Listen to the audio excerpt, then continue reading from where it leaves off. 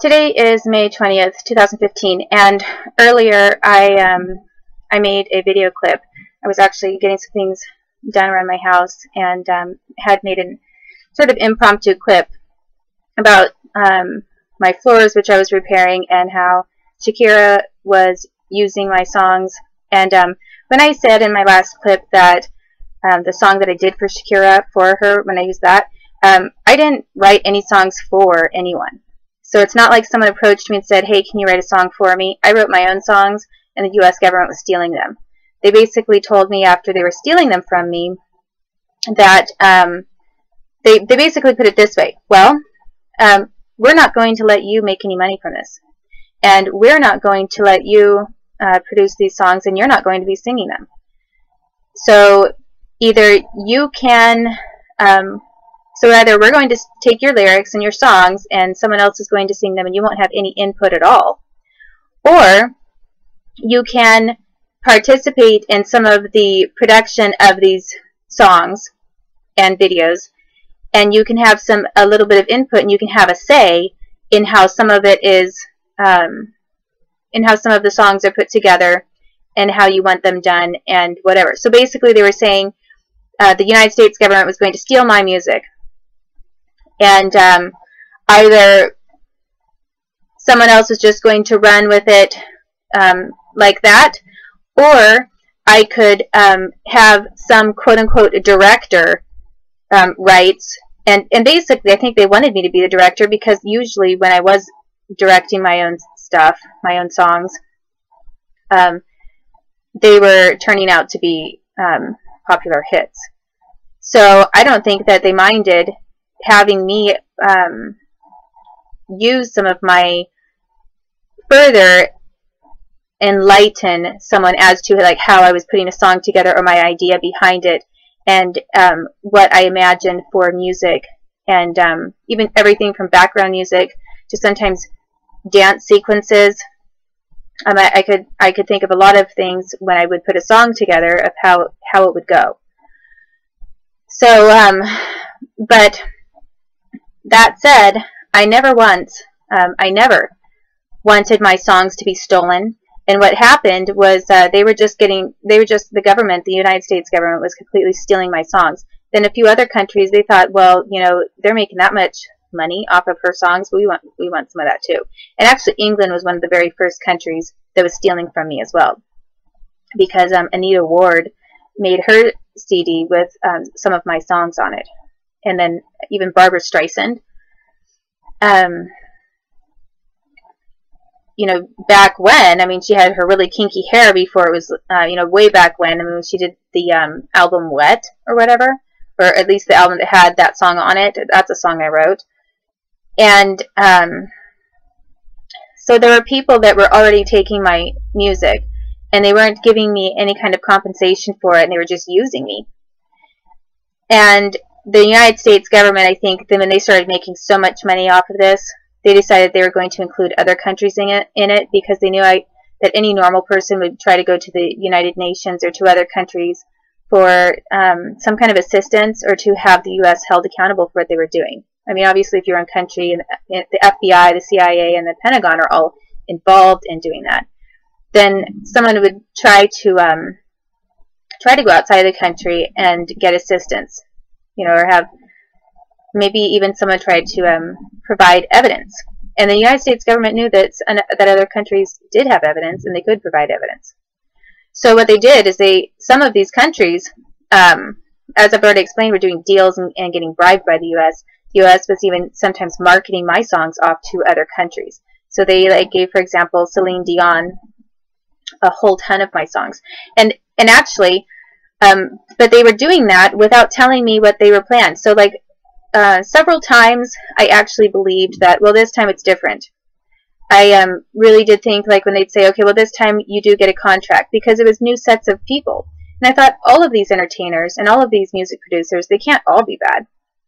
I mean, you know, when Celine Dion said, and her husband, who wasn't, I don't think, her husband at that time yet, I'm not sure if he was still her producer or if she was actually married to him already. But when they were saying, you know, you should go ahead and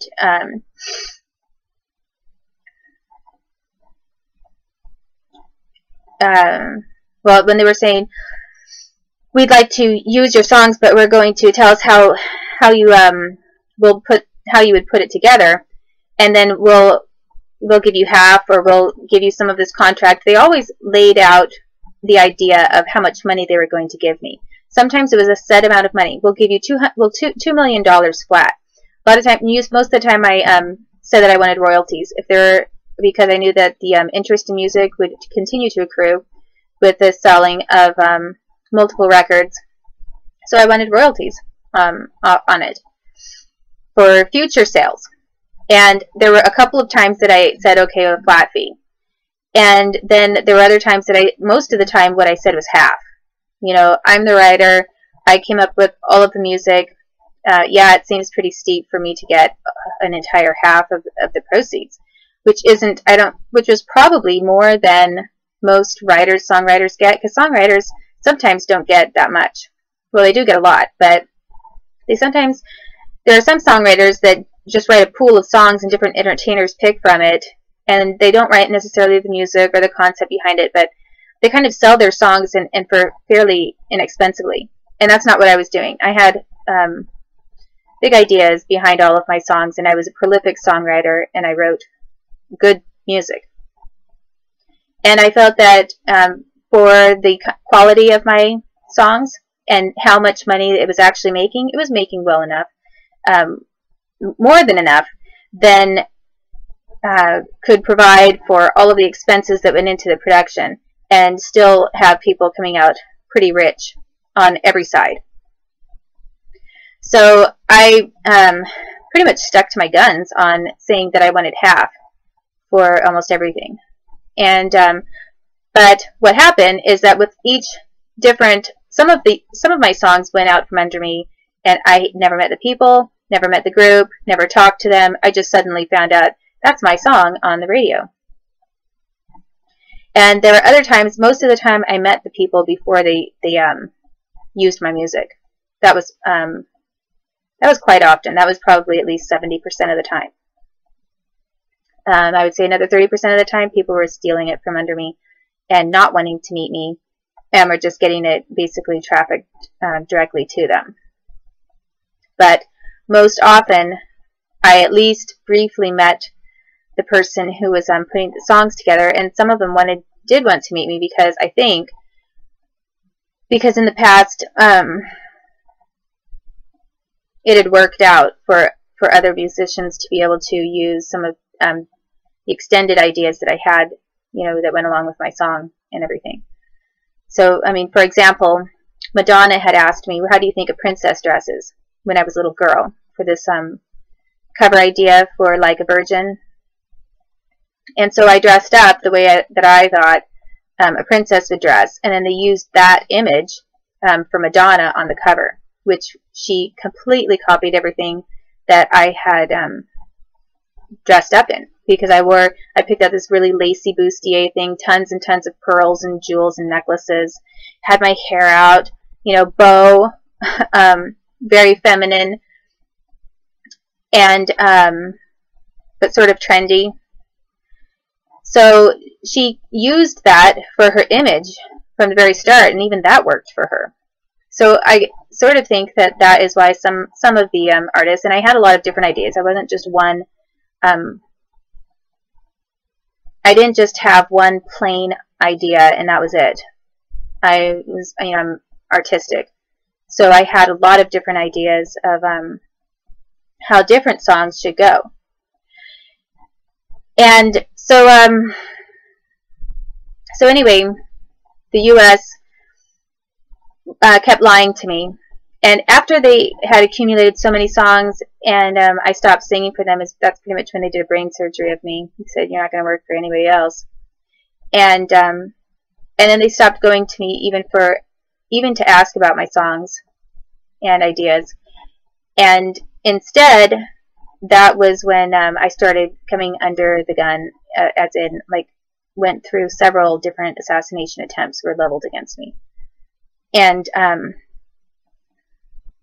so I would say pretty much from the age 13 to age 15 there was sort of a calm before the storm. And I had sort of wondered, I thought, this is really strange. Like, I'm not getting gang raped anymore. I'm not getting tortured. And little did I know that it was getting saved up because the United States government had plots already set aside for me to be moved to a different area, which was from Moses Lake, Washington to Sherwood, Oregon, to go to high school there with a bunch of government kids that had already met me and had whose families had abused me and also participated in trafficking my music. And that is where they wanted to set the stage for several assassination attempts against me. So as to Washington State and assassination attempts, I'm sure that there were some attempts in Washington. I think there was at least one that maybe I remember. But primarily, I actually one time overheard someone. And it was like maybe somebody from the FBI. I think it was FBI, but I'm not positive. It could have been maybe military. And what they had said is Washington doesn't want to be part of it. So Washington State was stealing all this music from me, and they were involved in this human trafficking. And I think that I did have an assassination attempt possibly against me at least one time. But what I overheard one time when I was sneaking around to overhear something was that it sounded like they were discussing my eventuality, as in how they were going to get rid of me. And what I overheard is that Washington didn't want to be part of that. The governor or someone in the state thought it would look bad for me to have an accident or to get killed, whether it looked like an accident or not. It wasn't going to look good for Washington for whatever reason to have it happen there. So they wanted me to move. I was supposed to move to Oregon. And I think that they meant, I think at the time I did wonder a little bit about whether they were talking about Washington, D.C. or Washington, like which Washington were they saying was concerned about problems with trying to kill me. But I kind of think that it maybe was Washington State. And although, of course, the White House had an interest in all of this too, I mean, because they're connected to all the different intelligence agencies. So I'm kind of prefacing this to saying this because in my last video, a couple of things I do have to clarify, and one is that I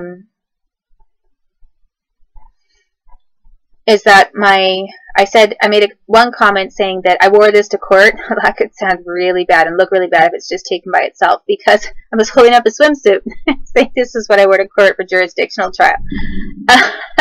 So what I had meant, because I had taken some prior video and prior photos, not prior video, but prior photos of me wearing the swimsuit as a bodysuit under a jacket.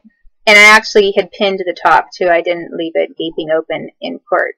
I decided to make that modification, and I did that every time I've been to court. I didn't leave it with a plunging neckline. But it could sound really bad, like here I am delusionally talking about, maybe I had a psychotic break because I thought I went to court in a one-piece swimsuit. But what I actually did is I had worn it as a bodysuit and underneath something because I liked the color. And it didn't look like a swimsuit from the front if you wore it like that. And so I wanted to clarify that. And the other thing that I wanted to clarify is that I forgot to mention, when I was talking about someone being on the back road, such as Mike Nichols and the Bechtolds and different people that were showing up on this back road to pick things up, like music, and make demands about stuff in the middle of the night. I would say that all of that was happening between like 1980. It was really intense between 1985 and 87. Maybe even more like, probably more like 1984 to 1987. I would say, was a really intense time, because a lot of my music had already taken off, and they were pretty much wanting to nail a bunch of things down. And they were constantly showing up. That's how they traded the Bobs and Dixies back and forth in the middle of the night out there. And by that time, they were separating me and my dad and having me go with him, and having my mom and brother go with some other group. And I wasn't ever really sure what they did with my brother and my mom when we were separated. But one of the individuals out on that back road was Valerie Plame. So now everybody knows, like if I say Valerie Plame, the name Valerie Plame, people know that she worked for the CIA. And that's now common knowledge. But back then, it was like common knowledge to me. Like I knew that she had something to do with the CIA and the government, but no one else did really. And so, you know, the government was stealing my babies from me. I tried making videos about this, and I included some of the names of some of these people who worked for the government, and they were pretty much confiscating anything that I wrote or tried to put online and trying to block it and shield it from having the public access it. And I was being called crazy because because they were stealing from me, and because people like Valerie Plame, who they used for CIA operations, were involved. Well, now it's like, I think that maybe even back then at the time, they figured we're going to get all this stuff out of Cameo, and then we're going to bump her off. Because some of the things that came out then, they still had some plans, I think, for assassinating me. And those plans were put into action. I mean, there was a serious car accident where the car rolled, and it was done on purpose. And, you know, I am not sorry to say that Monica Allen was definitely behind it as an assassin trying to kill me. And I did not process that or want to think about it. And I actually had forgotten how Mike Middleton did some of his training, how he had ran me into a structure at one time, and what their codes for doing different things was before they did things.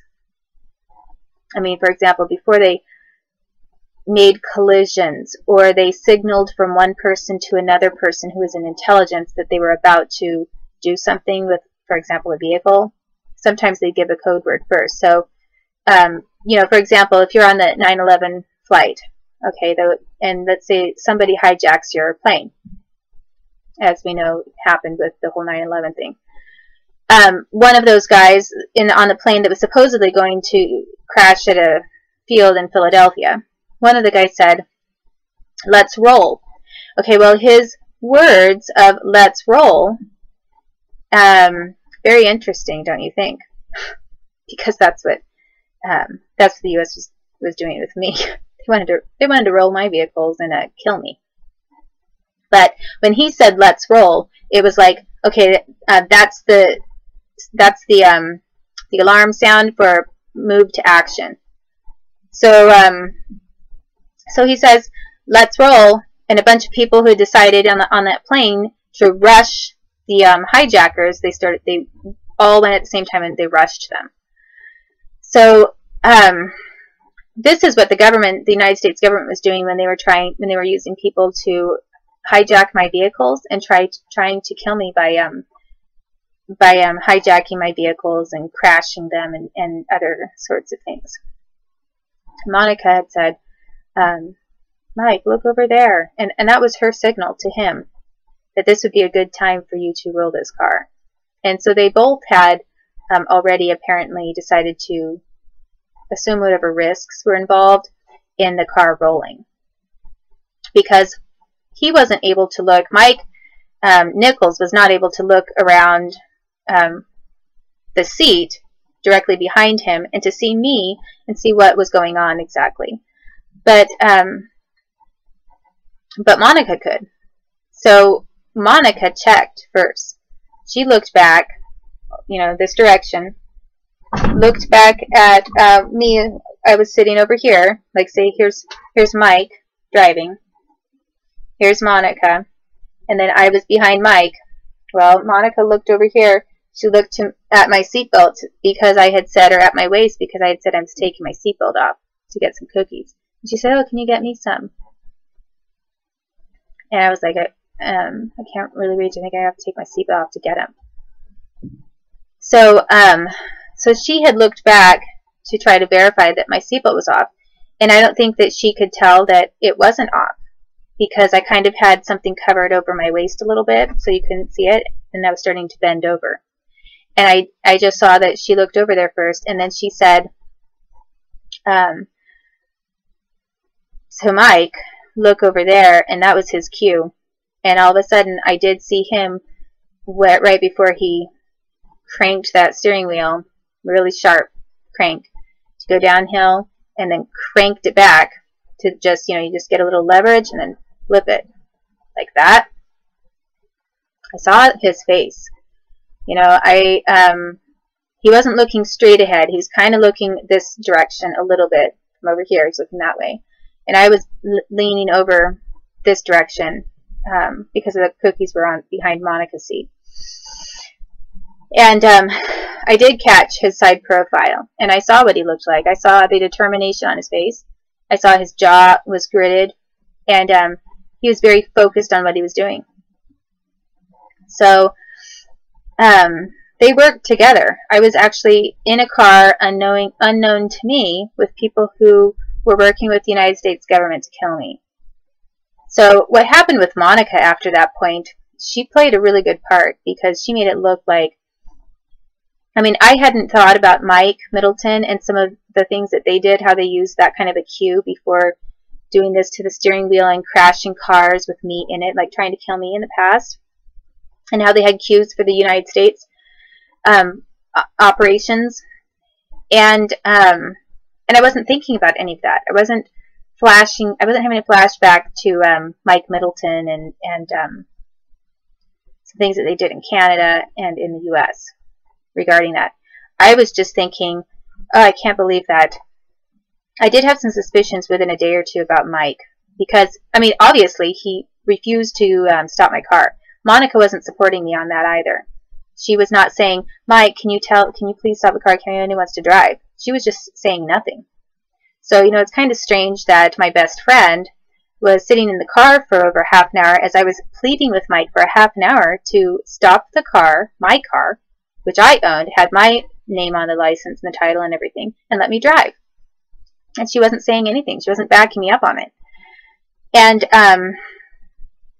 but after that accident, I just kind of assumed, as anyone would do who's in shock and in trauma, you don't start well, maybe some people have flashbacks to like certain other times in their lives. But I just thought, oh, yeah, Monica's, we went through this horrible thing.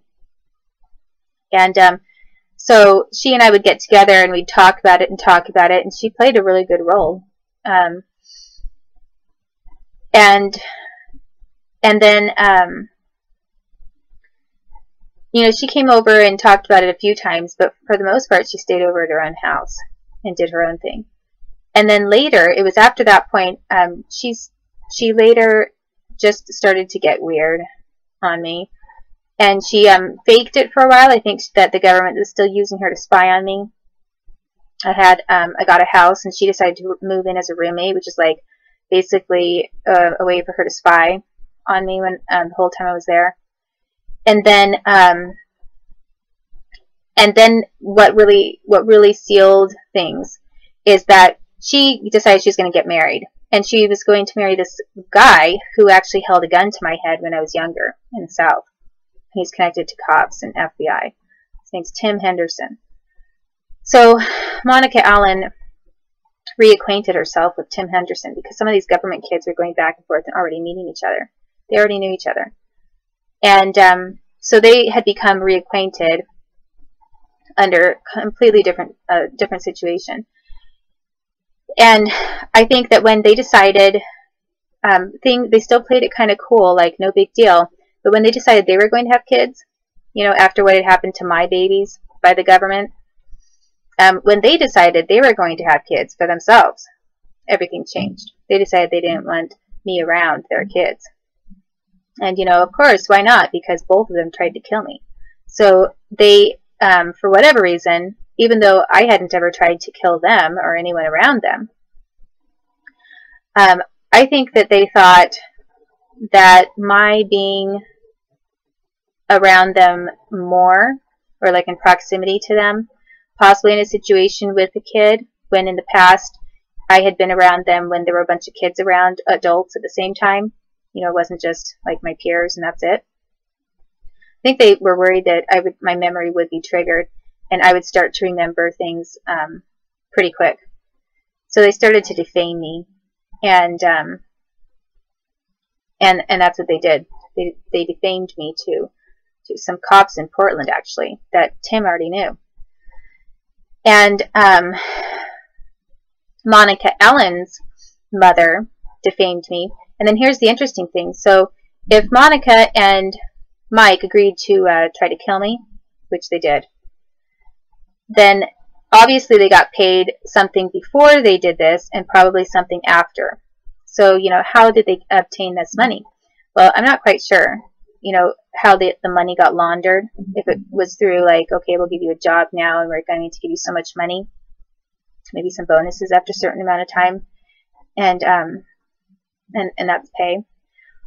Or if it was through other things, such as, okay, and then so-and-so is going to get divorced and he's going to marry so-and-so and she's going to have a lot of money and you're going to obtain the money that way. Because, as it turned out, Rebecca and Dave, Monica's parents, got divorced, and her dad just so happened to marry this really rich lady. So all I know is that supposedly Dave married an extremely rich woman who just loves Dave. And, now Allens have access to money through his marriage to someone who is rich, who already worked for the government herself.